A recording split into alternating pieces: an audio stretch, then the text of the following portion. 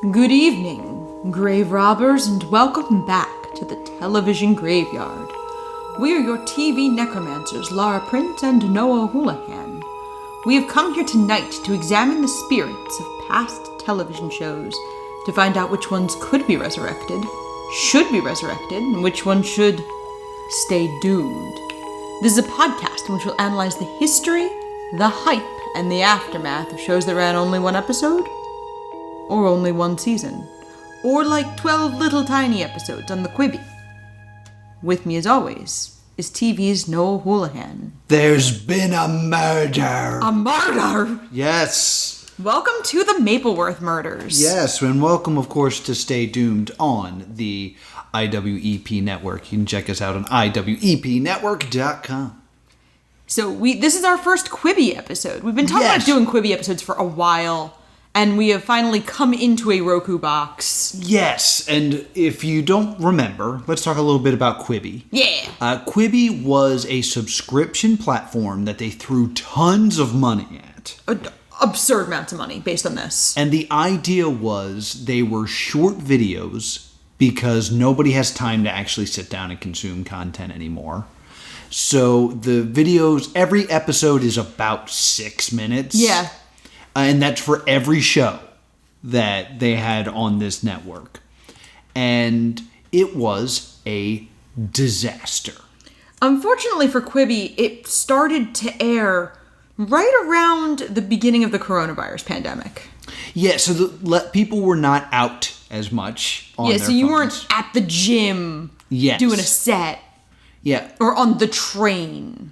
Additionally, it could only be viewed on your phone. There was no like PlayStation smart TV app for it. So It was phone viewing only.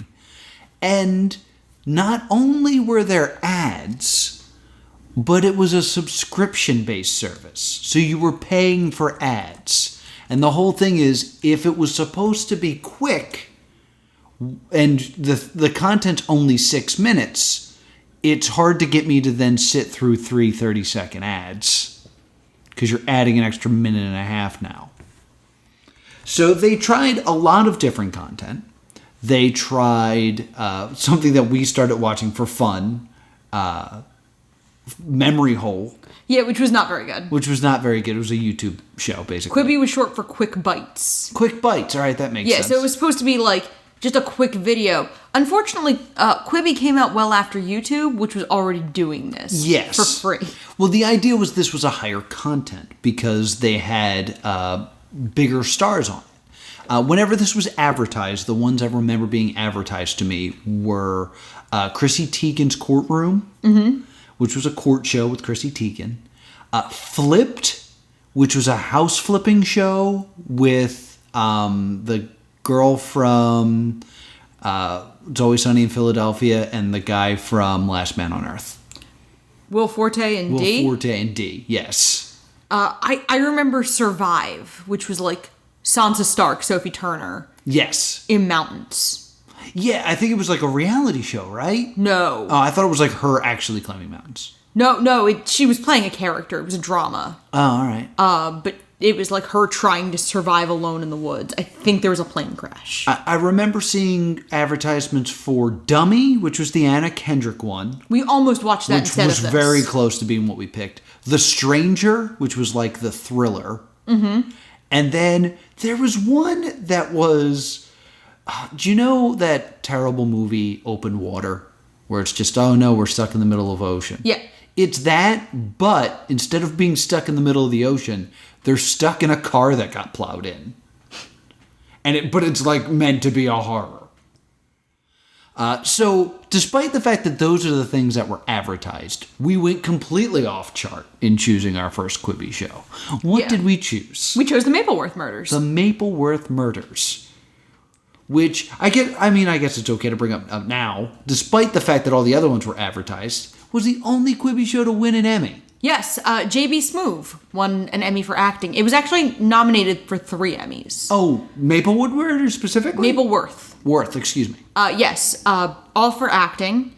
J.B. Smoove, who won. Mm-hmm. John Lutz, was nominated for his role, and then Paula Pell, the title character, Mrs. Mapleworth, was also nominated for her role. Interesting. Neither she nor John Lutz won. Gotcha. So, as we always do, let's say goodbye to the show and pour one out.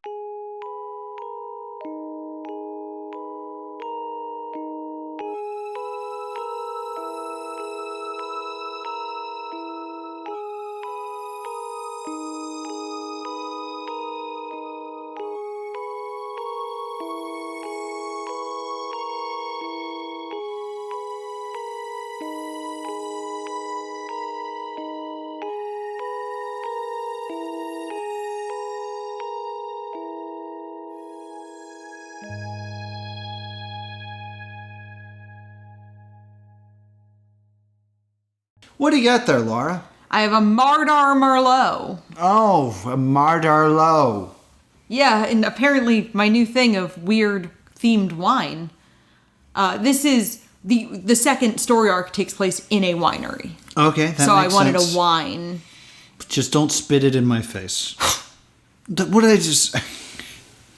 She didn't spit it. She just made a noise. I wouldn't spit it on the microphone. Yeah. It's expensive. How's your wine? It's Merlot. I really don't care for it. I'm not drinking Merlot. Interestingly, it was because Merlot was overproduced. And then after Sideways, Pinot Noir, the one he preferred, became overproduced in the same way. Oh, really? And Pinot Noir actually tanked in quality shortly after Sideways. Oh, interesting. That's funny. That's a good movie. So one of Miss Mapleworth's signature drinks in this is what is called a buttery nipple, which turns out is a real thing. Yes, it is. It is butterscotch schnapps and then like an Irish creme, which you guys know we don't have. So what I have here is some 99 butterscotch. So it's 99 proof butterscotch. And then I tried to float some creamer on top, and it all sunk to the bottom immediately. Yeah. I don't know when this became the show where I do shots. I don't know either. But I've been doing a lot of shots as of late. And, this is going to be a nightmare. This is just a shot of 99 proof liquor. So expect Laura to do a lot of the heavy lifting this episode. Salute. That was better than it should be. Yeah, I figured it wasn't going to taste as bad because you did have a decent amount of cream in it. Yeah. Noah has checked out. Oh. It's like I ate sharp ice cream. So, and I have the Mardar Merlot. I also have a cup of tea because Mapleworth Murders is supposed to be a Murder, She Wrote parody. Yes. Mardar, She Wrote. And this is very much the kind of show you curl up with a cup of tea. Mm-hmm. Sort of. So let's talk about this. So I think I want to introduce how we're going to talk about it.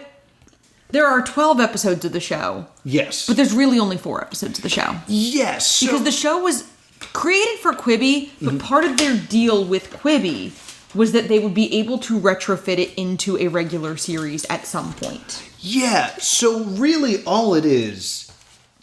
It's a 3-act sitcom, where each sitcoms. act is an episode. Yeah, it's a half-hour sitcom, but they put to be continued at the commercial break. Yeah, in fact, there's 2 episodes where I don't have the the break happened, same.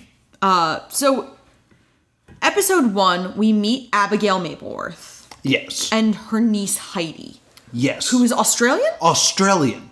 And she is living with Abigail while she finishes college. Yes. And it's a 5-bedroom house, but Heidi has to sleep in an annex next to Abigail's room. Yeah, because the animals have all the other rooms. Well, one room is for the dogs, and one room is for the cats, and one room is for their mixer parties. Yeah, it's when they party. And she introduces Heidi to the town. And I can't remember the name of the town because it was a very long town name. Well, I will say this. I, for some reason, kept thinking it was Maplewood. like the Maplewood Murders. I kept thinking that was the location, not the human. It's still Mapleworth. Yeah, I know that, but I'm saying that's where I started making my mistake, because Maplewood sounds more like a place to me. I believe Maplewood might be a town in New Jersey. Yeah, that's why I made this mistake. So, it's hard because they mention the town name a bunch of times, but it's intentionally obtuse. It's like New South Woodsworth or something. Oh, yeah, that's also like... New South Woodstream. Yes. I did have it in my notes. I just didn't have it in the first episode. Because that's also the name of one of the cemeteries? Yes, North-South Woodstream Cemetery. Yes, which is why, again, I think I There are 4 cemeteries in town. No. There was only 4 cemeteries open on a Monday. The rest of them were closed. Yes, because the town does have a high murder rate. Mm-hmm. Excuse me, a high murder rate. Murder rate. And... she shows her around town, and there's like an entire store that's just wind chimes. Yeah. And the town is set up to be very boring. Yeah, very Stars Hollow is like a good comparison for my Gilmore Girls fans out there. That very intentional, small town, quaint, quirky. Yes, the town from Hot Fuzz. Yes. Mm-hmm. And the main police officer we meet in this episode is Gilbert, played by John Lutz from 30 Rock. Yes. And we find out that there's a new butcher shop opening. Yes. And the new butcher, Kennelly, is played by Chris Parnell. Chris Parnell. Who I adore. So I love Chris Parnell. I was super happy to see Chris Parnell. Yeah, and he plays a jerk, and like it's very clear what they're doing is just setting up him to be murdered. Oh. And setting up all these different suspects. Yeah, he calls his wife an asshole. Yeah. He's rude to his son. And then a rival butcher comes in who's been the new butcher in town since 1989. Yes. Tim Meadows plays this butcher. Tim Meadows, and Tim Meadows actually yells like... Kennelly, get out of here, Andy Habsburg. You get out of here. And by out of here, I mean out of this town. I've been the new Woodstream butcher since 1987. Well, we're all tired of your limp mates. You're gonna be closing out of business in 30 days. Over my dead body. Well, I can arrange that. I'd like to see you try to kill me. I will. Excuse me, he's not the last person to say that. I also will say that I'm not sure how this episode is going to go in terms of clips, in terms of the usual Stay Doomed format, in that these are Roku originals, so I do not know if I can access them via computer. I think I need the Roku box, so I'm going to be limited to things I can find online in terms of clips, so it may not be a clip-heavy episode, and as always, I apologize. Yeah, there are some clips online. All right, so I'll pull some in. But then it also thinks you want to watch Only Murders in the Building or the SNL sketch of Squid Game. Oh. So Abigail is very old-fashioned and quaint. Like, Yes. at one point she goes like, let's have a luncheon. And Heidi goes, who says luncheon? My Heidi impression's not bad, actually. I want to point out that Abigail tries to unite the butchers. Yeah. And forces them to, like, shake hands and be friends. And did you see what they do with their hands when they're being friends? No. Okay, so put your hands together like this, and then like kind of like do Spock hands. Which I can't quite do. Okay, and then like come and link it with me. All right, ready? Okay, you link and then open the turn like this, and now open your hands, just like your palms like towards you. That's what a vagina looks like. That's what they do. They're doing vagina hands with each other. Gentle listener, I assure you, I did not get that from this. Guys, that shot was really strong. Gentle listener, I beg your indulgence. We're on a new network. This is great. I just want to say that it was very rude of you to pull your hands away before I got to look at the hand vagina. That's bad hand vagina etiquette. There's going to be another martyr real soon. Anyway, So we see Abigail. We see a lot of shots of Abigail leading Heidi through town. There's a great line of like, and that's my favorite place to buy sanitary napkins. Yes.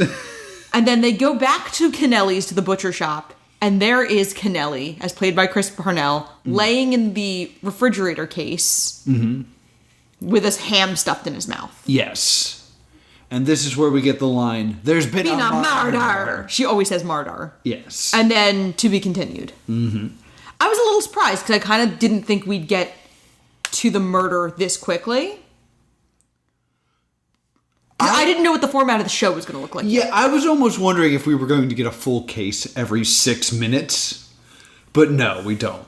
I also thought maybe it would take all 12 episodes to do one murder. To do Chris Parnell's murder. Yes. Not going to be the case. I was really tired, so I don't have a ton of notes on that first on the first 6 minutes. I actually have way more notes for the next 2 parts of this episode. Yes. Because there's a note of Noah asks who done it. Laura is tired and does not care. Do you want to see my notes for episode 1? Yeah. Hand vaginas. That's the only thing I wrote down. I want to point out that I'm saying I have notes that are a little bit like I have Chris Parnell plays dead asshole.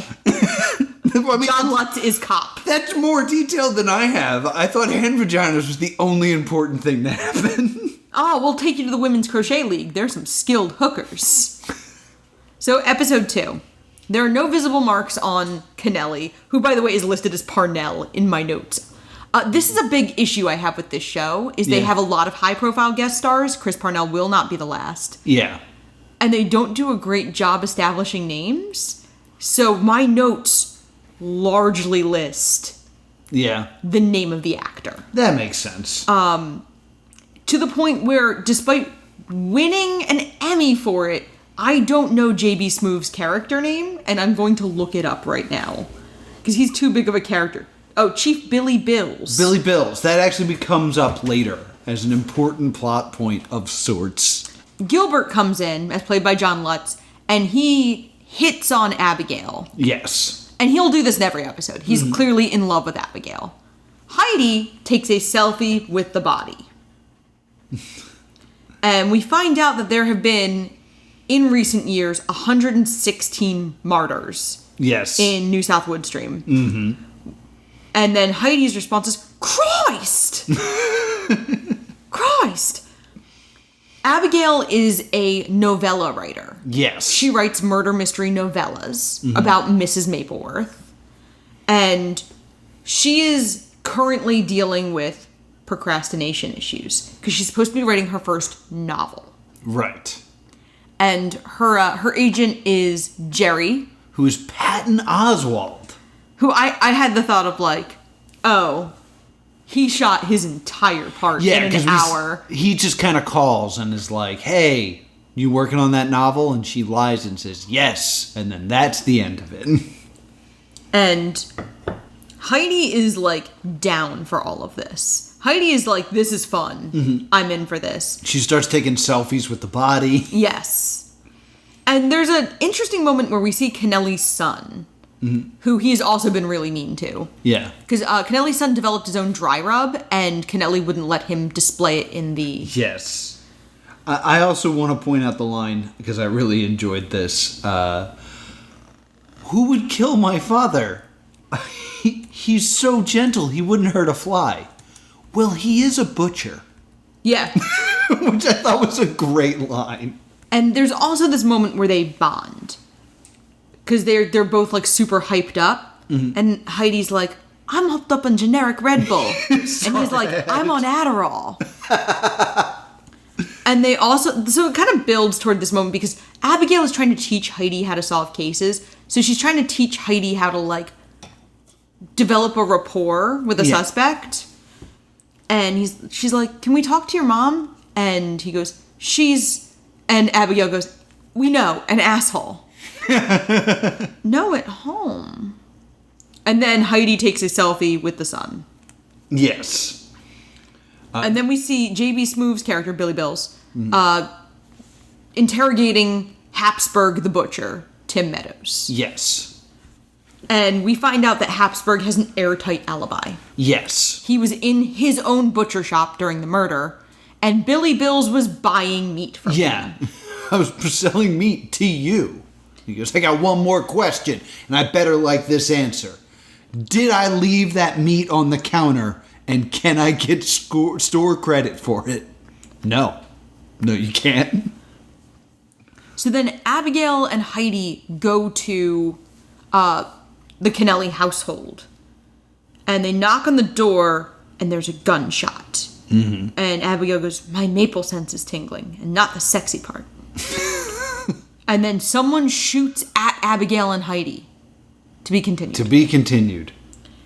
It's a pumpkin! Yeah, episode 3, it is just the wife, who is Mrs. Twat. Mrs. Twat, who's just shooting pumpkins with a shotgun. Yeah, and they all have a printout of Kennelly's face. Yes! And they talk about their sex life.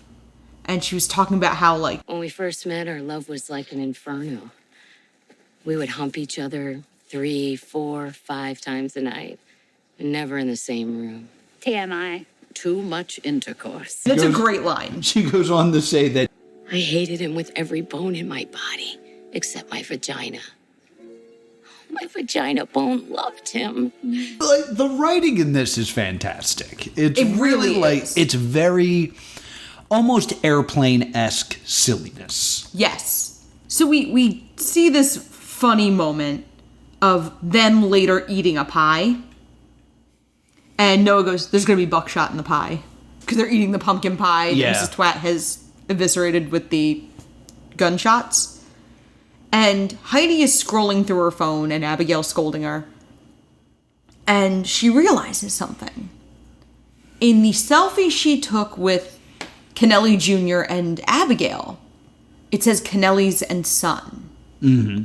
And in the shot with the body, it doesn't say Kennelly. It just says Kennelly's. And they run to the thing and find out the paint is still wet in the glass. Mm-hmm. So Noah was right that the son did it, because you guessed that after the first episode. And Kennelly Jr. is like, well, I can't let you go. I don't want to go to jail for murder. Mm-hmm. So he hangs Abigail up on a meat hook, and he's going to butcher her. Yes. And this is when we get the first Imagine spot. Yes, there's this moment where Abigail says, think, Abigail. How would you write yourself out of this one? Mrs. Mapleworth hangs from the meat hook, waiting for the killer to return. She is reminded of a recent ziplining adventure to Costa Rica with her female travel companion, with whom she shared expenses. And it goes into this, like, dream sequence where we see one of Abigail's books being opened. Yes. And she becomes the character in her novels, or in her short stories, rather. Which is just a very glamorous, well-dressed version of her. Yes. Like, instead of her, like, normal ponytail, she has, like, beautiful, flowing, curly blonde hair. Yes, and she says something implying she's a lesbian. Yes, she talks about a trip where she went ziplining with a dental hygienist with whom she shared expenses. Yes. Implying that, like, she was sharing a room with this woman. Mm. And basically she uses her ziplining skills to slide across on this hook and kick out the son's head and escape. Mm-hmm. And then we cut back to reality, and she's not able. And she's to do awkwardly this. scooching forward on it. What are you doing? It's called ziplining. No. It doesn't work, but it buys enough time for Heidi to come in and kick the son twice in the crotch. Mm-hmm. And then Gilbert gets Abigail down, and Abigail's headlights are very on. Yes, because it cold. And everyone kind of is just like, maybe we should cover you up, Aunt Abigail. Because it's like gag boobs. It's it's very funny. And Ben is laying in the corner holding a stake onto his junk. Yeah. Because he's been kicked very hard. And then we go back to, later at Abigail's house. She's writing, and then someone knocks. But it's the newspaper being thrown poorly at the door. Mm-hmm. And we then go to a like, creepy murder board. Yes. And it says Mapleworth must die. Yes, there's someone lurking in the shadows trying to kill Abigail Mapleworth. Yes. To be continued. No, that one just ends. No, they all have to be continued. Oh, do they all have to be continued? Because that was a problem I had. Was, like, this bit of to be continued to try to disguise that all the episodes are equal when they're not. They're clearly, like... They are different lengths. There are some that are, like, 8 minutes, and there's some that are, like, 5. But also, like, it's not self-contained or anything like that. You have to watch this in order. And, like, this is clearly an ending. And now we're moving to another real episode. Despite the fact that this is listed as episode 4, it's really episode 2. Quibi's dumb, is basically the takeaway from this. So next we will be doing How Merlot Can You Go? Yes, which is actually the name of the winery. I love it. Yeah. This is easily the best of the mysteries. This one's a lot of fun. I would say this is the best episode, yeah. They get to a new winery opening in New South Woodstream, and Gilbert's working security. Abigail and Heidi are there socially. Yes. And obviously Gilbert has a giant crush on Abigail, and they come in, and Heidi has a great line of, "It's like the 80s had sex with a Bible." What does that mean? I also wrote that one down, like, what do you mean the 80s had sex with the Bible? I don't know. Neon lights and good carpentry? Yeah, I think it's like... I think it might be a reaction to some of the people there. Yeah. Because it's kind of a boring party. Gotcha. And we find Paige, who is the editor of the Biweekly Monthly, the local newspaper. Yes. And Paige and Abigail have a lot of contempt for each other. Yeah, they hate each other. Because Paige doesn't think Abigail's a real writer because she writes fiction. Abigail doesn't think Paige is a real writer because she writes nonfiction. Yeah. And they accuse Paige of farting. Yeah.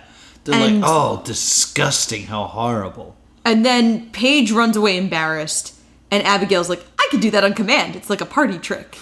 And Heidi goes, you might not be well. Yeah, not be well. And Gilbert is worried because the last time they had a big winery opening like this, the church organist got super wasted and started singing hymns with dirty words in them. Yes. And guess who shows up?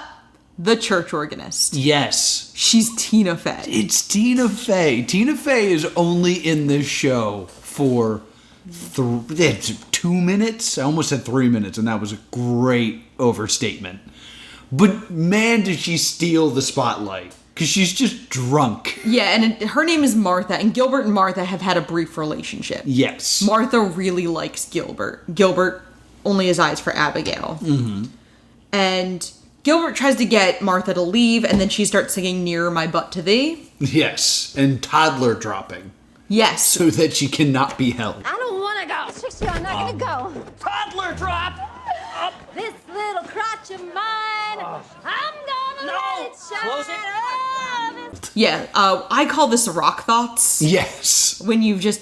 This is a unique ability among small people and animals to make themselves so heavy. Yeah, very heavy and unable to be lifted because, like, there's suddenly no longer a spot where you can be held. Mm-hmm. You become very heavy and slippery. Toddler drop is a good name for it because it's something kids are really good at. Toddlers have that anti-lift slide that they do. Which some of us never lose because some of us never get big enough.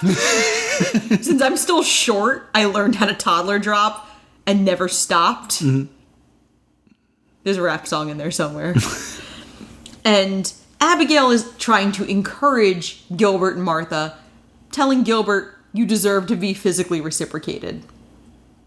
Martha gets dragged out of the winery after causing a scene, with her legs open and her dress yelling, this little crotch of mine, I'm gonna let it shine. Gonna let it shine.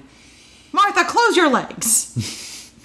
And the bartender is Dink Chodley. Dink Chodley. Which we don't find out his name in this episode. Yes. We just see him again later, but we'll tell you his name now. He's Jack McBrayer. Jack McBrayer, Kenneth the Page from 30 Rock. And he is very much he is a classic Jack McBrayer character. Yes. He is sunny and kind.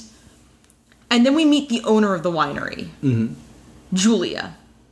She's Nicole Byer, best known for Nailed It and being Trudy Judy in Brooklyn Nine-Nine. Yes. And she tries her wine and has a big theatrical reaction that is clearly meant to look like an orgasm. Yes. She also throws the caterer under the bus by talking about how there's crab penises in the crab cake. Yes. I don't have anything. That's just... She's also seen having a argument with the corkist. Yes. Who runs the corkery. Yes, and he is played by Ike Barinholtz. Yes, who you probably know from Mad TV and all those terrible, like, epic movies. I feel like he has better. No, I apparently don't like Ike Barinholtz, and I'm just going to bury him. He's best known, according to IMDb, he's best known for Suicide Squad as Griggs. Yes, he is Griggs in Suicide Squad. He's got a lot of roles that I'm... he's probably best known for the Mindy Project. Yeah, he's in that as well. And he's in The Disaster Artist. Everyone's in The Disaster Artist. Yeah, I don't remember him from The Disaster Artist. I know him from Epic Movie. Fair. And so we find Julia in the area of the winery where all the barrels are kept. Mm-hmm. And we see her have an argument, and then a barrel runs toward her. Yes. Very slowly. Like Deadpool Zamboni slowly. Yes. So that Julia has a lot of time to scream. Mm-hmm. And she gets squished by a barrel. Horatio Sands is also here. Yeah, I wanted to... He's not relevant to the plot. Horatio Sands is just attending the party, and he has, like, a line, and I wrote down, Horatio Sands? But he doesn't do anything. He's a line about Horatio Sands' wife and kids, am I right? Just his only line is referencing that it's him. Because he goes like, I gotta go find my wife and kids after he was with a woman and children that you were meant to think were his own wife and kids. Okay. And then they all find Julia's body, and we get this very James Bondy pun cavalcade. Yes. Of, all of these wine puns about Julia being dead. Yes. And then they're like, really, it's very sad, though. Selfie. Because Heidi will take a selfie with every corpse in the show.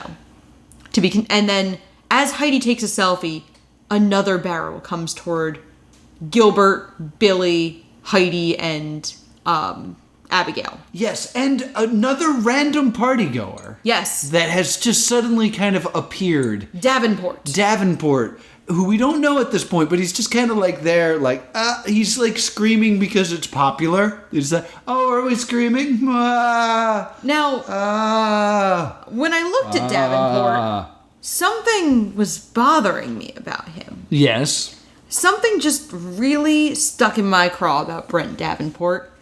He's Todd. He's Todd from How I Met Your Dad. Yes, we went back to back with this guy. Double the Drew Tarver for your entertainment. Drew Tarver is now a Double Stay Doomed alumnus, which means he will be tagged in a tweet when this episode goes live. Horatio Sands is officially credited as Weird Man. Davenport flirts with first Abigail. Mm-hmm. And Billy Bills and Gilbert tell Mapleworth she's a suspect because she and Heidi found the body. Mm-hmm. And then Mapleworth is like, I'm going to go outside and clear my head. And she finds Richard Belt, the corker. And he is mourning by punching a tree. He's just punching a tree. And so he's very, upset. And he and Abigail bond by punching the tree together. Yeah, because the tree's a jerk. And she gets her leg stuck. Yes.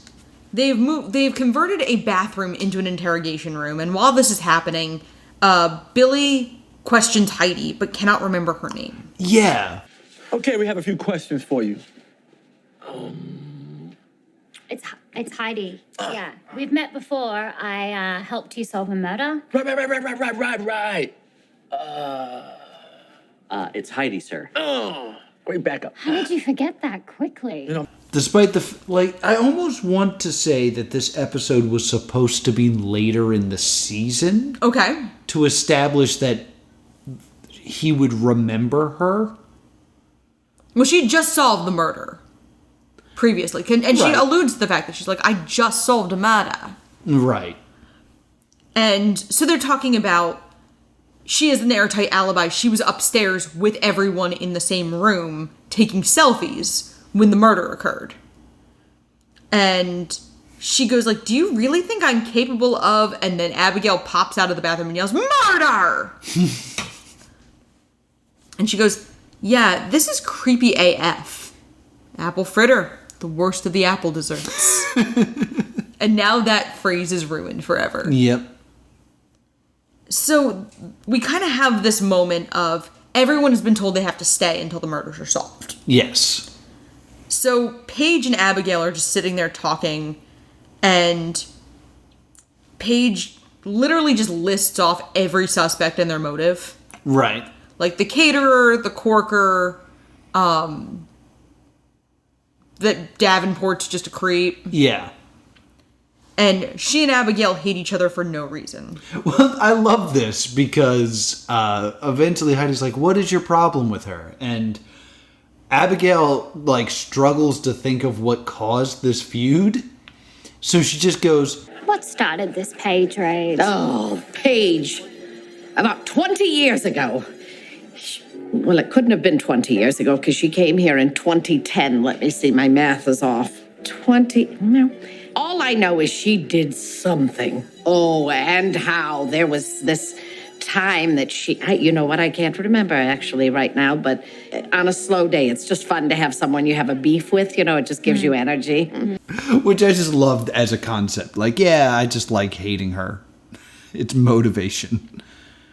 And they go talk to the caterer, and the caterer admits that despite her protestations, there were, in fact, crab penises in the crab cakes. Yes. Which was a clue, I guess. And then Heidi gets a text from Todd, because Todd Davenport, or his name's not Todd in this, Brent Davenport, took Heidi's phone and put his number into it. Yes. And texted himself from her number, so that he had her number. Yes. And then he texts her to meet him in the barrel room. And he is found dead with a cork through his eye. Yeah, one of those corkscrews in his chest. In his chest or in his crotch? In his crotch, you're right. Yeah. And then a cork in his eye. Yes. And Heidi has come downstairs. She picks up the gun used to fire the cork. And then she is found. Yes. By Bills and Gilbert. So it looks like Heidi is the murderer. To be continued.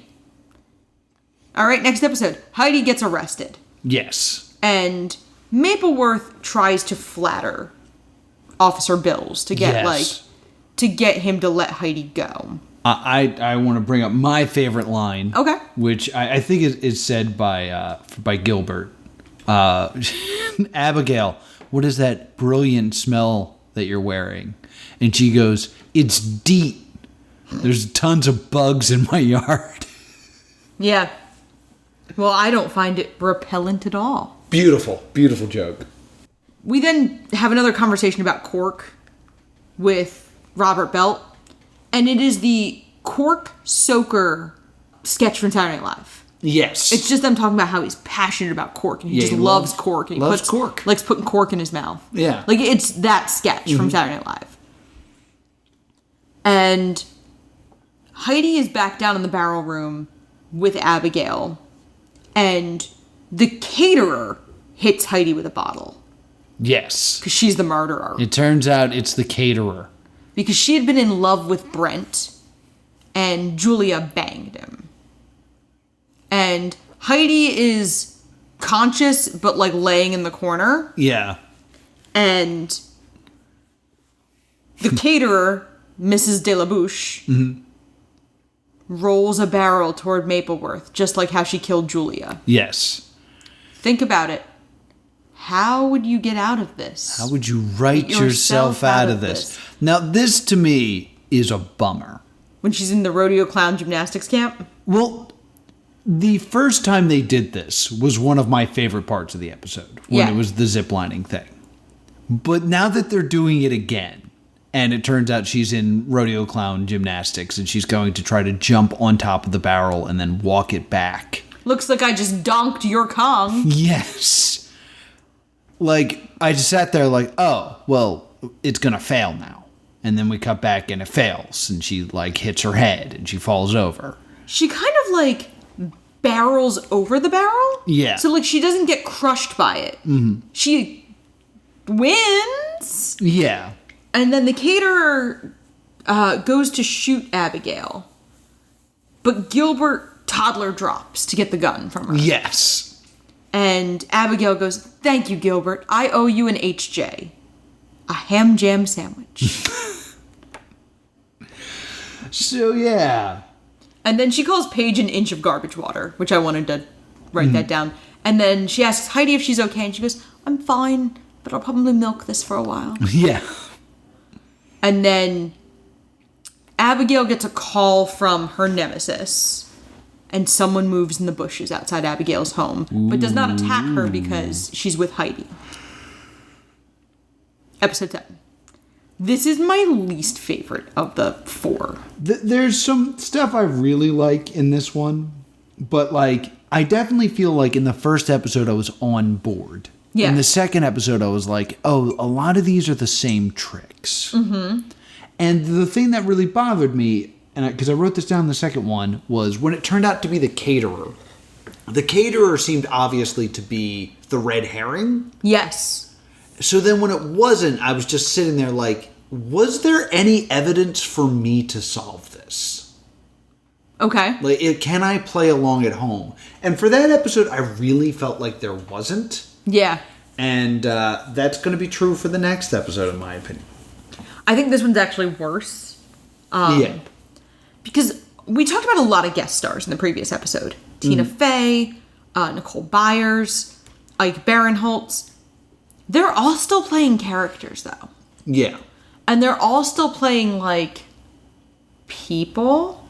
Mm-hmm. And when Martha toddler drops and Gilbert drags her out, we don't see Martha again. Yes.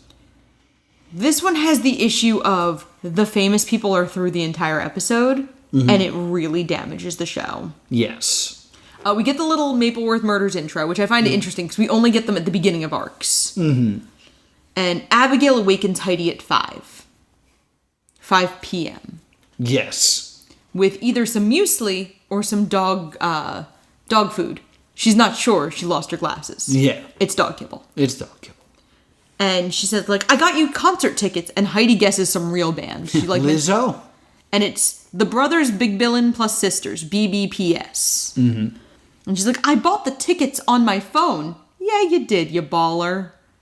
Heidi is very affectionate toward Abigail. Yes. I also want to point out that her phone says, murder mystery writers like to play with the end. Like to fiddle with the end. Yes. There's been a lot of stuff with Abigail's smartphone that we've left out. Of like, in the previous episode, Heidi changed all of her notifications to blood-curdling screams. Just screaming, yeah. And they go back to... We see them going to the concert, and the venue used to be a brothel.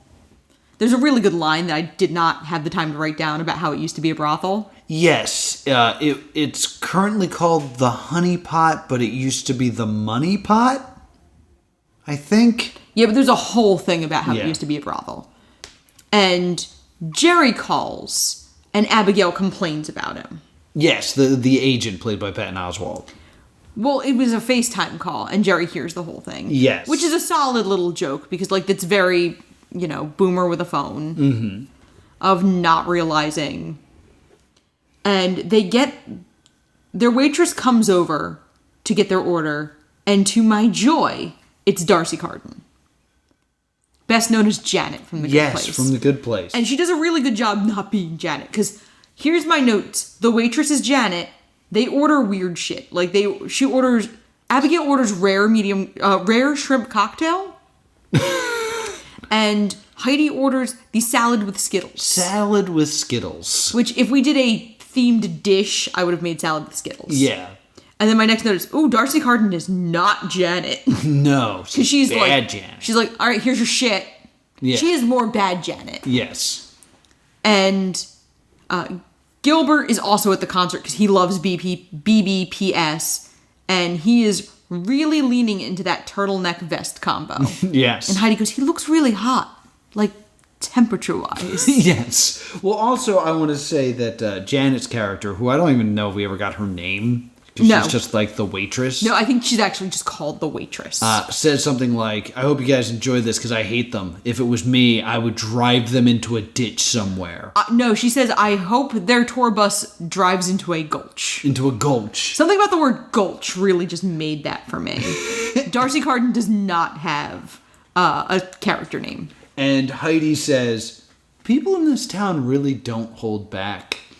I like it. Yeah. Heidi's really fun. Yeah.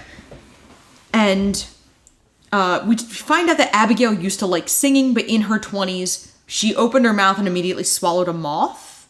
Yes. And since then, she's afraid to sing in public. Yeah. So then we meet BBPS, and it is Fred Armisen, Maya Rudolph, Andy Samberg, and the last sister is James Anderson. Yes. Who is an SNL writer. Yeah.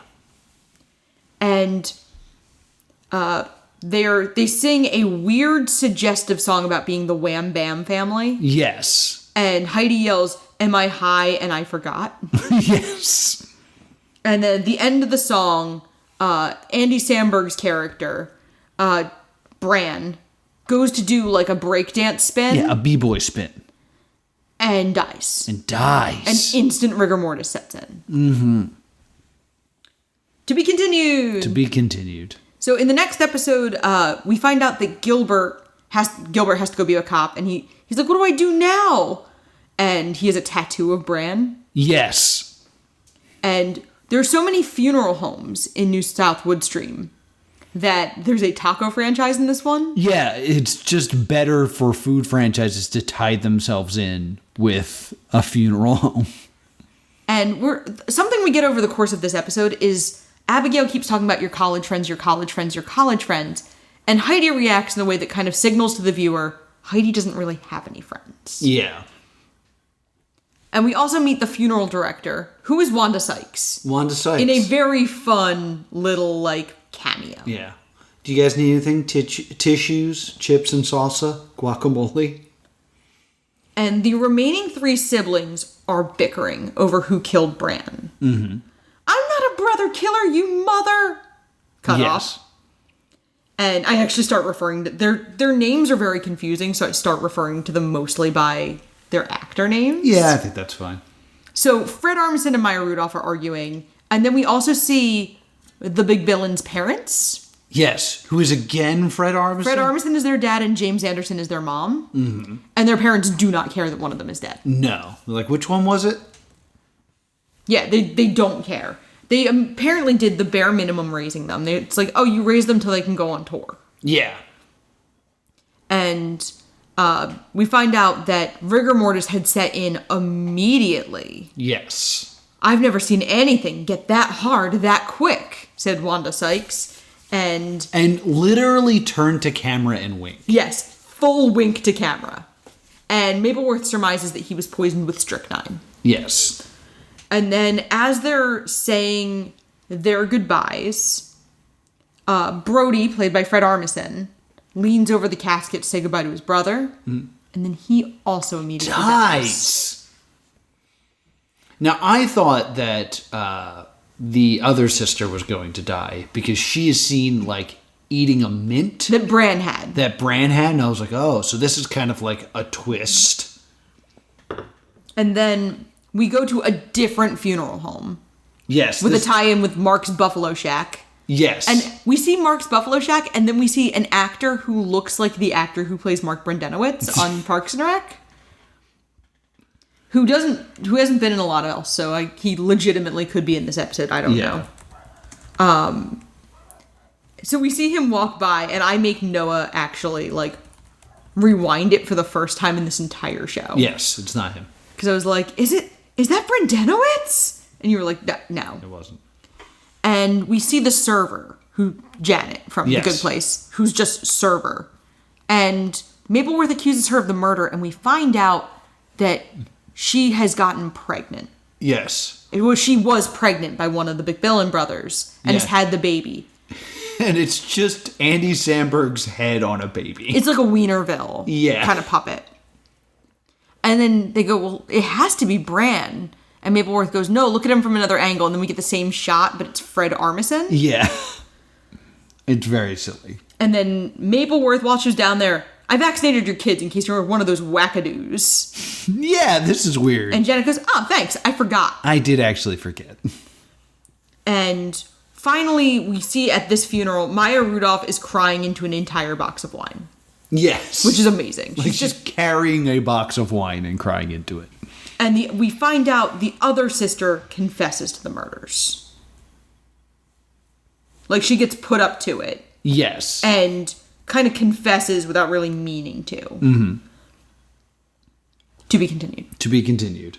We go back to the original venue, the Honey Pot. Yes. And Maya Rudolph is singing, and she's very talented. And then I have a note. The show suddenly likes the C word a lot. Yeah. I almost feel like in this group of episodes, they found out they were never going to air on, like, network. So they were like, screw it. Let's say the C word a bunch. So she's easily the most talented of the... It's Maya Rudolph singing. Mm-hmm. She's fantastic. And they bring out a pole. Yes. She does a very gross pole dance. Yeah, she performs the song Short Straw. Yeah. And she then does a split and dies. Yes. And then we were like, okay, so the murder sister didn't do it. And Abigail goes, I know where she is. And Abigail opens the piano, and the last big villain is dead in the piano. Is dead in the piano. And so they figure out, Abigail goes, I've solved the case. And Heidi tries to trick her into singing He's like, why don't you sing it to us? Abby. No one else is chanting. And then we get the how would I write myself out of this, which I found really fun because every other time she'd done it, she'd been in mortal danger. Yeah. And having it be in this moment. And so she does this thing where she's in this glamorous dress, and then she spreads out her arms, and the dress is designed to look like moth wings. Yes. So then Abigail has the courage, opens her mouth to sing, a moth immediately flies in. And, like, afterwards she does end up singing. I think it would have been so much better if just, like, I don't want to sing because I'm afraid a moth would fly in. Oh my god, it happened again. And then it was just over. Well, she starts singing. And Chief Bills is talking over it, and only Gilbert applauds. Well, everyone's like, why is this a song? Yeah. Like, why are we doing this? You're not very good. And basically, we're establishing that they basically all killed each other. Yes. It's like this big loop of kills. And the mint was important, as it was, in fact, a slow-release poison. Yeah, that Bran had used to kill the other sister before his death. Mm-hmm. But none of this, like, is a thing you can figure out by watching the show. Mm-mm. It's bad. Oh, and Maya Rudolph's character's death is actually an accident. Yes, she did the split, and it broke something. It broke her vulva. Her vulva, which is the largest organ connected to your heart. Yeah, and Heidi goes, I don't think that's true. I was pre-med at Princeton, but I didn't go to class, so I don't know. And so they go to the last funeral home that has a passport office in it. Mm-hmm. And Abigail asks Heidi for chapstick, and she uses Heidi's chapstick, and Heidi goes, real talk? You look like a clown whore. Oh, I haven't heard that in forever. I used to have a lucrative job as a circus prostitute. And so we find out they've all murdered each other, but they all fit together. Because Yes. all of the weird rigor mortis, they all form like a Tetris. They formed coffins. perfect Tetris pieces because Andy Samberg was a square piece, and Fred Armisen was like an L piece because he was bent over. Maya Rudolph makes a T piece. Yeah. And the final one would be an S piece because they were curled up in the piano. And Heidi looks at it and goes, yeah, romp, which is not a Tetris noise. Heidi's character is very strange. Yes. I also want to say, for some reason, I find her most attractive in this scene because she has orange eyeshadow on, which made her look really good. And she never wears it again. But I was like, huh. She often wears different bright color eyeshadow. Only the orange worked for you. Sorry, Heidi. Just so you know. Which is interesting because Heidi's like blonde and blue-eyed, and usually orange is not a color that's like super flattering. Yeah, it looked good. All right. I think it's interesting because color theory says it shouldn't work, but it does work. Yeah. We get another cutaway to the Nemesis, and in their car trunk, they have all of the weapons from Clue. Yes. And all of Mapleworth's books. Mm-hmm. So then Abigail goes in, and she's back at the venue, and she sets Heidi up for a band that Abigail has no interest in, but sets her up with some other girls her age. Yeah. Who look like dweebs. And Heidi's like, I feel sane. And then What's up, my bitches? Yeah, and then Abigail is walking home, and then Gilbert offers to escort her. Because it's clearly setting up, like, Heidi won't be there, so Abigail's going to get attacked. Yes. But Gilbert is going to escort her. And what do you know? She's attacked when a car comes flying. A car jumps the pavement. Yes. To be continued. And to be continued. Episode 10. Episode 10. Abigail gets hit by a car. Yes. And it knocks her shirt off. It knocks, both of them are uninjured, but she is now just shirtless. It's very Scott Pilgrim, you punch the blue out of her hair? Yeah, I guess, because I was just like, for some reason this joke didn't fly with me, because I was just like, she got hit by a car so she lost her shirt?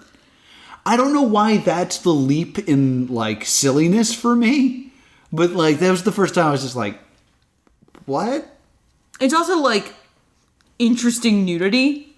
Yeah. Because it's something, we don't usually see female nudity played for laughs. True. It's very much, this is something you would have totally seen with a male protagonist of Abigail's, like, age and type. Yeah. Of, like, there would have been a gratuitous shirtless scene that was played for laughs. In this show, it's very weird because nothing has been graphic yet. Yeah. So it is kind of jarring of, like, oh, surprise boobs. Like, to the point where you're they're not on for very long. Like, they're not out for very long, but it is a moment of, like, whoa! Yeah. What's happening? Oh, nudity. Surprise. And then she yells, someone just tried to murder me. Because the only time she has an accent is when she says martyr. Is when she says murder. And Gilbert, like, tries to cover her up. And they have to file a police report. And Heidi is super upset that she wasn't with her aunt. And then Jerry shows up in person.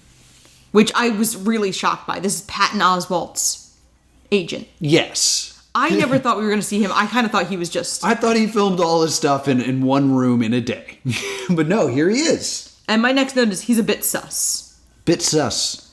Because he's just weird about how he gets there. He was like, oh, I just happened to be in the neighborhood. I was at my niece's brother's wedding. Your nephew?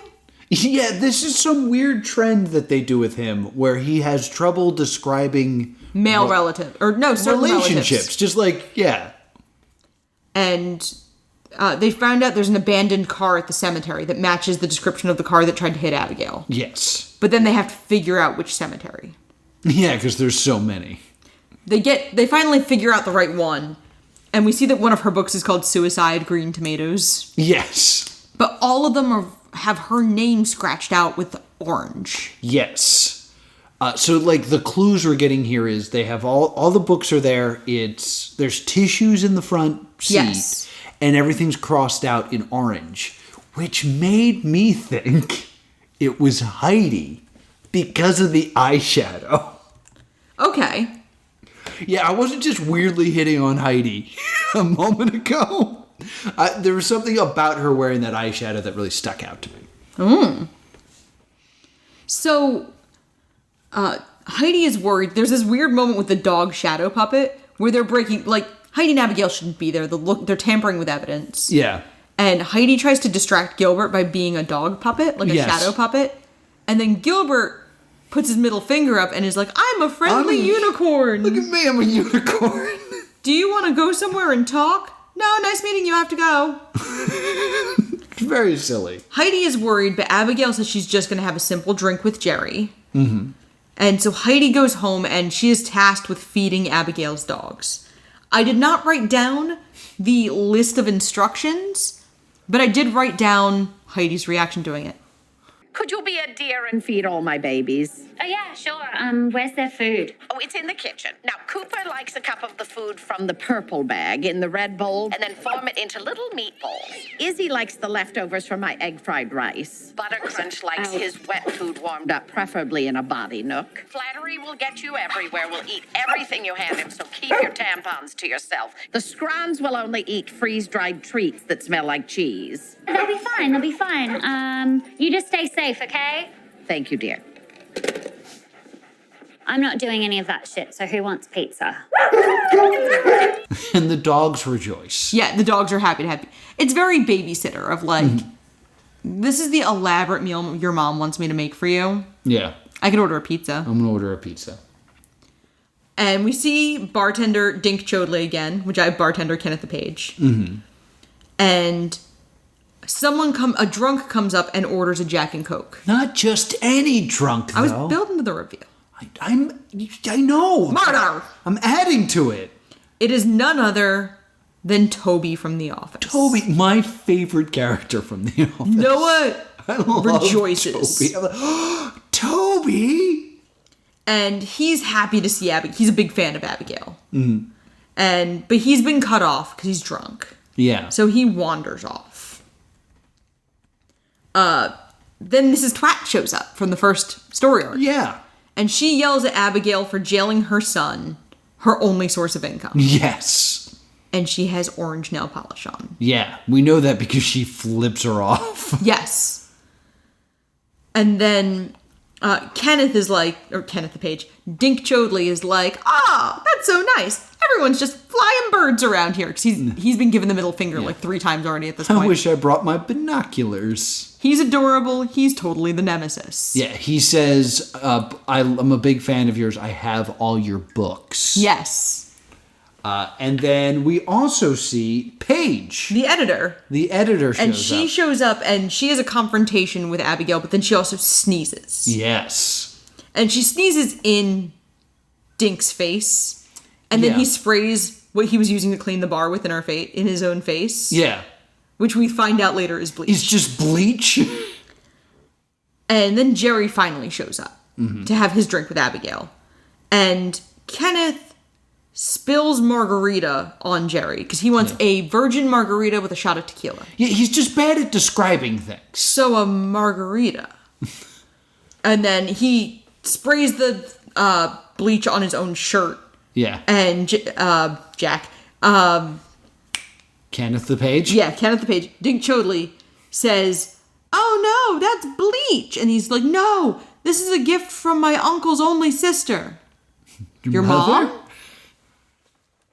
And then Kenneth the Page. Dink Chodley gives Mapleworth her drink, which is a buttery nipple. Yes. And Toby just grabs it off the bar and drinks it. Kenneth yells, "That's not for you." Yeah. And he drops dead because it's poisoned. Toby dies. To be continued. So now I actually feel like we're watching a mystery. Yeah. Because, we have 3 suspects. We have evidence for all 3. But it doesn't all match up. So now I feel like at least I'm playing the game. Yes. So we're going to do interrogations. Yes. With each of these characters. But the cops want to do it instead of having some author and her niece do it. Yeah. So that we get this weird montage of interrogations plus Mapleworth trying to sneak in.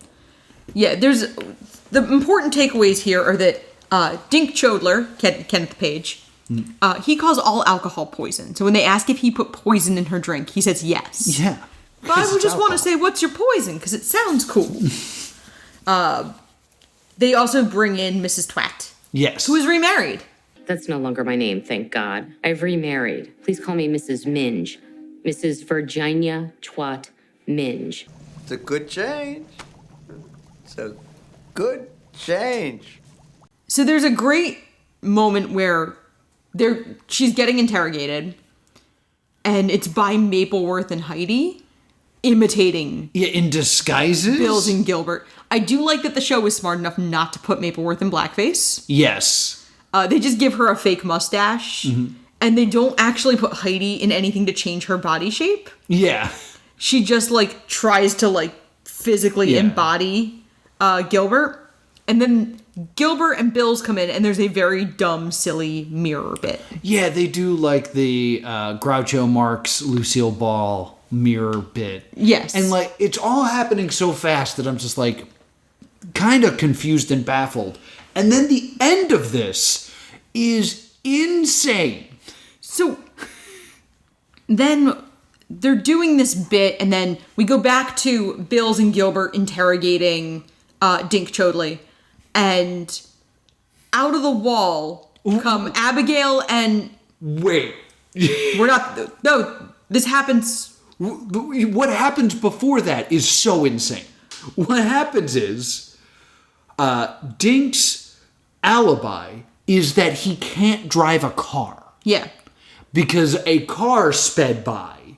The car that's tried to kill Abigail, they're saying it was him. He can't because he can't drive a car. And JB Smooth, Bill, goes, prove it. And he takes his eyes out and puts them on the table. And then Abigail and Heidi are camouflaged as the wall and jump out and go, none of them are the murderer. And at this point, I'm just like, wait, what is happening? Yeah, it's very Peter Malark camouflage. But does this mean that Dink Chodley is blind? I feel like we're by trying to make this make sense. Well, it kind of does, because he sprayed bleach in his face. Yeah. So was he blind the whole time? It would make sense. Would it, though? Well, he also gets people spitting in his face constantly. That's the whole thing where I was just like, was this the plan? Is that he has two glass eyes? But nothing in the nothing in the winery episode makes you think that. No, it's so And weird. also when he has his eyes in, there's nothing about his performance that signals that he is blind. Yeah, he just goes back to having eyes. It's such a weird moment. So then Abigail and Heidi are back at home. And Heidi finds the drawer full of neck massagers. Yes, she has an entire drawer full of vibrators. Why do you have so many of these? She's neck got massagers? Yeah, she's got a stiff neck. And she goes, oh, this one's kind of interesting. It's like a steampunk. Yes. And it's a stick of dynamite. They throw it out the window just in time. Mm-hmm. But the dynamite sets off all of the neck massagers. Yes. And moves the so strong that it moves the dresser out from the wall. And she's like, there's going to be a happy pussy tonight. And Heidi's like, excuse me? And then we see a ton of cat toys. Behind the dresser. Yes, have fallen behind the dresser. So now she knows where all the cat toys are. Yeah. So they're now looking at this murder board with Gilbert, and Billy complains about how they've ruined his murder board. And Gilbert thinks that Mapleworth should take a spa day. Yes. And so she goes to the spa, and someone locks the sauna from the outside and turns the temperature all the way up. Mm-hmm. I don't think that's how saunas work.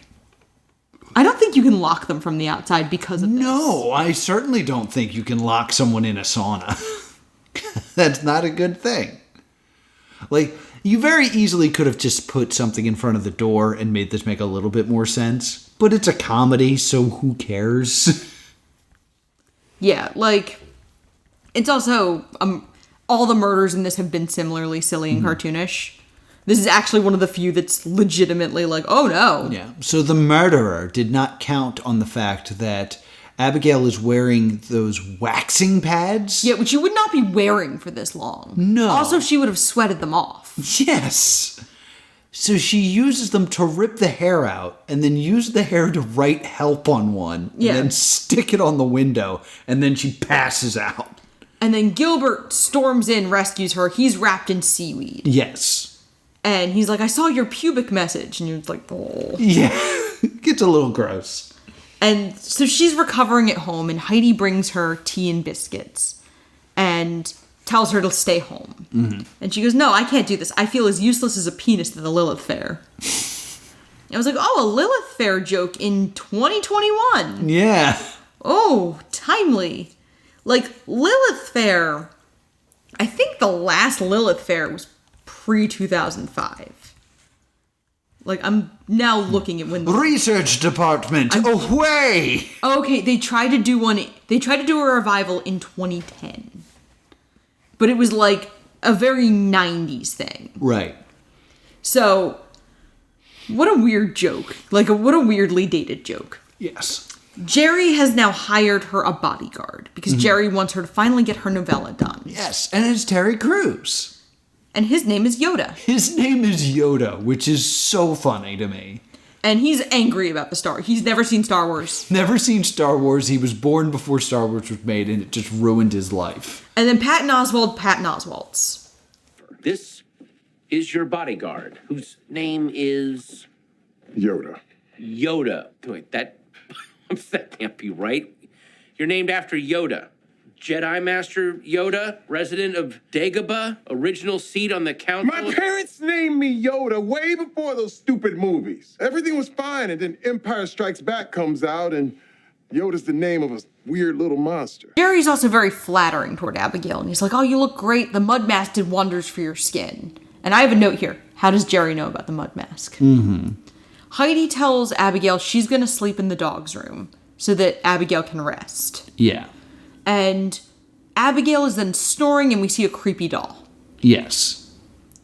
Someone creeps up the stairs and startles Abigail awake.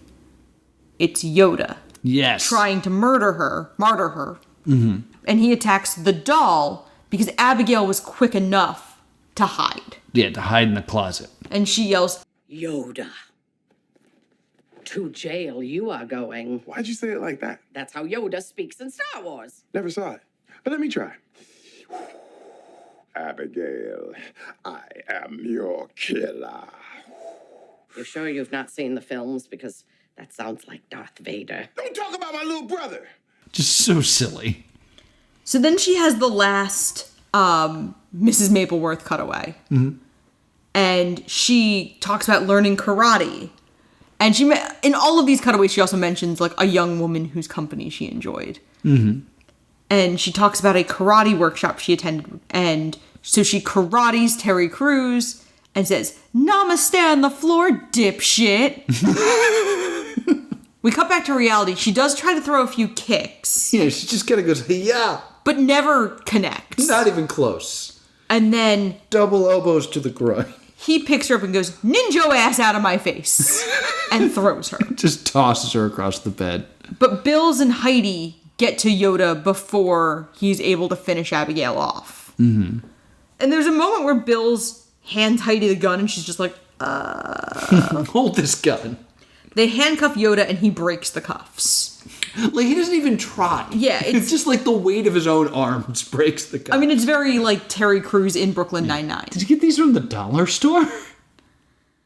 So she goes like, Yoda is going to jail, but he's not the murderer. He's just a hired assassin. And her and Bills talk over each other the whole time because he's trying to look like he solved the case. Bill is pretending that he's just about to say whatever Abigail says. Yes. Because he wants to be smart. This is kind of something established in the first episode, but like, it's not that great a joke.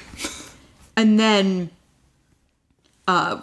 so they realize that the real person trying to kill her is the agent, Jerry. Yes. And they go to the bar where Jerry is on the phone with the publisher saying that Abigail is dead, but he has a manuscript they could read. Yeah, he wrote his own novel. He wanted to be the writer. He didn't want to just be her agent. And Heidi picks it up and reads it as they confront him at the bar. Mm-hmm. And she goes, "What is this font? Comic Sans Any Talent?" Yes, what a great joke. And Dink Chidler goes, I'd read it. And so they kind of... How? He's blind. And then he goes, well, at least we have... Bills goes, at least we got through this without a long-winded explanation. And Dink goes, how did you know it was him? Please explain in excruciating detail. God damn it, Dink. And then Bills yells, stupid asshole. And so we have this whole thing, and then where she explains pretty much the whole episode. And then Abigail goes, I can't find Purple Princess, who we've established is her favorite neck massager. Mm-hmm. And our last shot of the entire series is Purple Princess vibrating its way down the street. Yes. And that's the Mapleworth Murders. That's the Mapleworth Murders. I had a lot of fun with this show. Okay. I don't know how it would hold up for a long period of time. Mm-hmm. And I think the show may have over-relied on guest stars. I mean, I understand bringing in guest stars for this type of show. Yeah. Where, like, everyone's so expendable. But I definitely think, like, by the second episode, I was like, oh, I know all the tricks already. Like, the first episode, there will be a murder. The second episode, they will think they have found the murderer, but be wrong. The third episode, they will figure out the murder, and she'll have to write herself out of it. Yeah. And then she'll do an explanation, and we'll be done. So, like, my issue was I didn't know how to interact with this media. Yeah. Because, like, it's presenting itself as a murder mystery. But it's not. It's Airplane. It's jokes on jokes on jokes on jokes and jokes. Yeah. But it's presenting itself as this medium where I'm so used to, like, pay attention for the detail and try to figure it out before she does. Yeah. But that is not what you're meant to do with this. No. So my biggest problem is I didn't know how to react with this media. Here's another really big thing. Mm-hmm. You know how I mentioned, like, the pubic hair bit and the neck massagers, which are clearly toys? Yeah. And the fact that she is topless at one point? Would you watch this show on your phone in public? Oh, no, I didn't even think of that. No! What were they thinking? Yeah, that didn't even occur to me. Like, to be honest, I thought this show was laugh out loud funny. Do you want to laugh out loud like a psychopath on the train? No. Like you're just sitting there with headphones on in dead silence and all of a sudden you're like... I mean, I had that moment a few times reading. Because I used to read on the train. If something was really funny, I'd be like, ha! Mm-hmm. I mean, I also, at one point, looked up in the middle of Philadelphia, lost, because I missed my stop because Brienne of Tarth was fighting a bear. So I'm a bad example. So, like, especially because I'm trying to live in the medium that it was designed to be viewed on. Yeah. And this is horrible for that. You're right. You're right. Because I'm all, like, my first thought is I'm trying to solve a murder. So I'm trying to pay attention to every detail. And I'm looking at a tiny, tiny screen. Yeah. Like... meant to be watched on your phone, and a lot of these are small details. Yes. Like a lot of the shop names in the first episode are very, like, silly, quick jokes. Yeah, that you couldn't possibly see. And one thing that we talked about with Quibi before we recorded was Quibi was not friendly for social media sharing. Like, there was no good way to, like, take a screenshot. Or a GIF. Or make a GIF and stuff like that. So there's no way to, like, pause and look at these jokes on your phone. Yeah. This is so confusing. Like, all the decisions with this are so confusing to me. With Quibi. Yeah. The show itself, I think it's fine. Yeah, they clearly wrote it in a way that they were hoping to be able to move it to a different streaming service. Yes, but not cable. It's not like we could throw this on Comedy Central. No, because it really likes the C word. Yeah. And, like, because that's the other thing. Like, if you're in public, like, you better have headphones for this show. You better have headphones if you're listening to Quibi in public anyway. Yeah, otherwise, you're that's true. rude. But you're rude. It's all this, I think, is just very confusing. Like, I did really enjoy the show. Mm-hmm. I also thought it was interesting because it's an audience that's not really usually aimed at. of, like, middle-aged ladies who like body humor. That's not an audience that there's a lot out there for. Yeah. And I found that really interesting of, like, this is a surprisingly gendered comedy of, like, it's very lady comedy. And there's just not a lot of that. No, not that is also very raunchy. Yeah. And I really liked that aspect of it, of, like... Golden Girls, kind of. Like R-rated Golden Girls. Yeah. Like, Golden Girls, the gritty Hulu reboot. Yeah. That should happen. Let's be real. Where is this? Because the thing I find most interesting about the Golden Girls is how old they are in the show. And how, like, they are... I want to look this up. The Golden Girls in the show are supposed to be in their, like, mid-50s. Like, women in their mid-50s do not look like that now. No. Like, it's such an interesting thing that we've now kind of realized that you don't have to style yourself as old lady when you hit 50. And I think they do a really good job with that with Mapleworth. Like, she's dressed a bit matronly, but she's not, like, old looking. Right. And I found that very, very interesting. She's actually, in a lot of ways, a lot cooler than Heidi. Heidi feels like she's very much a parody of like, not a mean parody of Gen Z. Right. But she's definitely a parody of Gen Z. Like, she's always on her phone. Almost to the point where she doesn't feel like a parody of... Despite being at the age where she would be Gen Z, she definitely feels like a parody of millennials. Yeah. But there's a generation that thinks everyone under 30 is still a millennial. Yeah. Even though I think the millennials cut off in their late 20s now. Yeah. So it feels more like a parody of a millennial, even though she's supposed to be Gen Z. Yeah. And I found that really interesting. Like, she's also one of the only young characters. Yes. And they don't really know what to do with her. She's interesting and she's funny. Yeah, I think she's fun and, like, she's quirky. They hint at plots with her of, like, she doesn't really have a lot of friends, and we don't really know why she's staying with Abigail. We never see her do any actual classwork. But she's a sidekick. Yeah.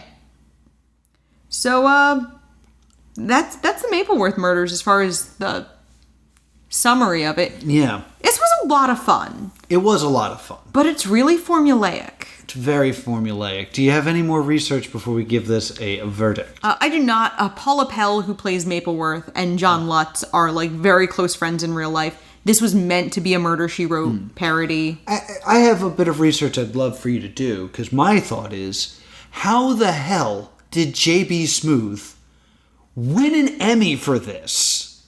Because, like, his performance is very basic. It is very one note. It is very J.B. Smoove doing comedy. Should I bring all three of them in for questioning, sir? Let me get my thoughts together first, Gilbert. I was going to say that, but you're talking over me right in front of people. I wish someone would make a time machine and go back 5 seconds so I can say what the hell I'm going to say the first time. It's funny that you're always about to tell someone to do something after they've already said they're going to do it. Honestly, I wasn't listening to you at all, but I do sense a tone in the room. Well, I think that my aunt's probably just a bit on edge after almost being killed twice. Yeah, why don't you go home and relax? Fine. But just tell me what those three say when you interview them. Wait a minute now. No one's privy to that except Gilbert and myself. This is an ongoing investigation. So stay out of it, Mapleworth. Who did he beat? Because I was just like, it's not that he's not funny, but I don't think he's award-winningly funny in this. I don't think his performance is special. I don't think he got to show any range in this. Okay, so J.B. Smoove beat Brandon Skinnell, alumnus of Stay Doomed for Heathers. Oh my God! As Heather Duke. Kevin Hart. And John Travolta, both for Die Hard. Okay. And John Lutz for Mapleworth Murders. So the other person running was from Mapleworth Murders. What? He was nominated for Heathers or for another project? Another project, Bonding. Oh, okay. Oh, wait, Bonding? Yes. Bonding got that terrible Netflix show about the dominatrix? Yes. What a Congratulations, J.B. Smooth, on your Emmy. And then there were only 4 up for actress. Keke Palmer won for Keke Palmer's Turned Up with the Taylors. And she beat Paula Pell for Mapleworth Murders, Carrie Kenny Silver for Reno 911, and Natalie Emanuel for Die Hard. I would say Lutz is better than J.B. Smooth in this. I would agree. Yeah. But I'm not grumpy. It's fine. Everything's fine. And Die Hard, Kevin Hart plays, I guess, a fictionalized version of himself. Yeah. Trying to be an action star. Yes. So that's the only other, like, Quibi one that was getting a lot of nominations. Well, what would you give this? I would give this a stay tuned. Yeah. Because I think if the show knew it had more room to breathe, I think they would have given themselves more space to breathe. I think a lot of the issues with it are in the Quibi formatting, but since Quibi is dead, any future incarnation of the show would be made for Roku. Because I do believe there were a couple Quibi shows that were renewed. Yeah. That may be coming to Roku. I think my issue with this is, I think if I just watch a pilot, this would be a stay tuned immediately. Oh, easily. And I don't want you to think that I did not enjoy this show, because I really did enjoy the show. But you're going to give it a stay doomed because... I'm still on the fence, to be honest. Okay. Because I'm legitimately just talking it out right now. Okay. Because I enjoyed the show. I thought it got a little formulaic. And like I said, I wasn't really sure how I was supposed to interact with it.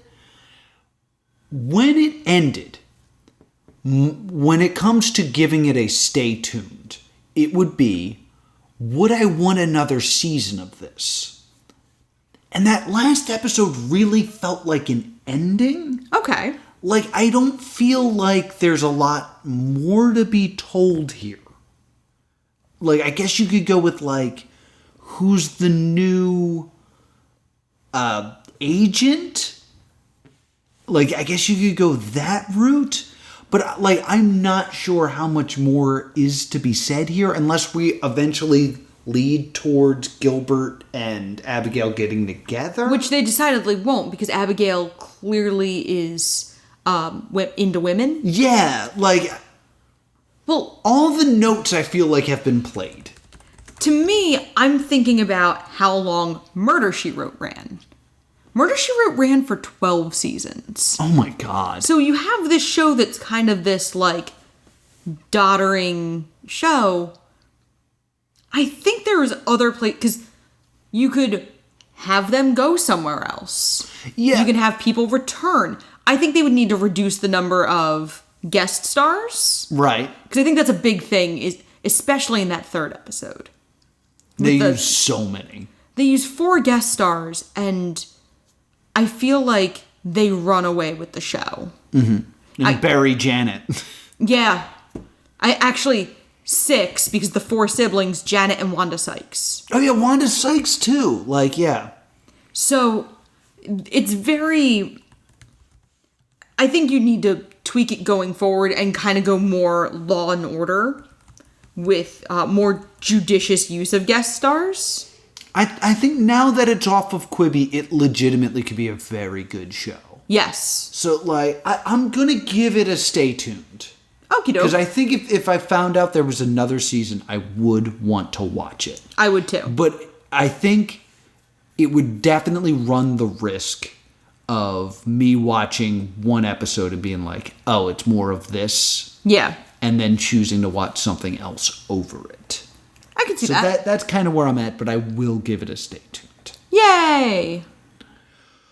What are we doing next week? We are doing our season 3 retrospective. We used to do it every 50 episodes, but since we've become more amenable to doing multi-part episodes, yes, this is actually, it's been over a year since we've done a retrospective. Long overdue for us to do one of these episodes. And for us to do a successful retrospective, it should be in recent memory. Yeah. And then we will be taking a December hiatus. Yes, and then our December hiatus will be coming. There will still be content on the channel, but it won't be your normal stay doomed goodness. And then we'll be back with January with whatever wins the following poll. Yes. We want to come back with a bang. Yeah. So here's 4 heavy hitters for you. Okay. First out the gate, boom, do no harm. Good job. I'm so proud of you. I didn't call it Dr. Facehands. Yeah. It is the story of a surgeon with a Dr. Jekyll, Mr. Hyde sort of scenario that was filmed in Philadelphia. Yeah, I'm curious. I want to look at the dates for it because I think there's a chance that I just like bumble through the background at one point. Entirely possible. Our next one is? Our next one is, we have to like make sure we can find this one. But it's been on the list since day 1 of Stay Doomed. And that's Terra Nova. Yes. The Fox Dinosaur Lost Me remix. Yeah, it was definitely in reaction to the heavy mythos drama that was popular. It is on IMDb TV. Or we can just buy it on Amazon. Yeah, we'll probably end up buying it on Amazon. Next, we have from ABC, from the creators of Lost, it's Flash Forward. Flash Forward is about a bunch of people who had a shared blackout and they got to see their own future. And then finally, last but not least, is Hulu's 4 Weddings and a Funeral. To go in a completely different genre direction, we wanted to offer you some variety. Yes. I watched this show while it was running. Oh, I watched Flash Forward while it was running, so those are our different perspectives. So you will choose on a Twitter poll, would you like Do No Harm, Dr. Facehands? Would you like Terra Nova? Would you like Flash Forward? Or would you like 4 Weddings and a Funeral? Thank you once again to our lovely patrons for helping keep the lights on. And thank you to the IWEP Network. Go to IWEPnetwork.com to check out our podcast along with other network affiliates. Where can people find us? You can email us at thestaydoomedshow@gmail.com or on Facebook and Twitter at Stay Doomed. And if you have a favorite Quibi show that you'd like us to cover, I'm at +2 Comedy. If you can suggest any other female-driven comedies meant for slightly older audiences, I'm at Bean Bunny Lives. Until next time, stay doomed.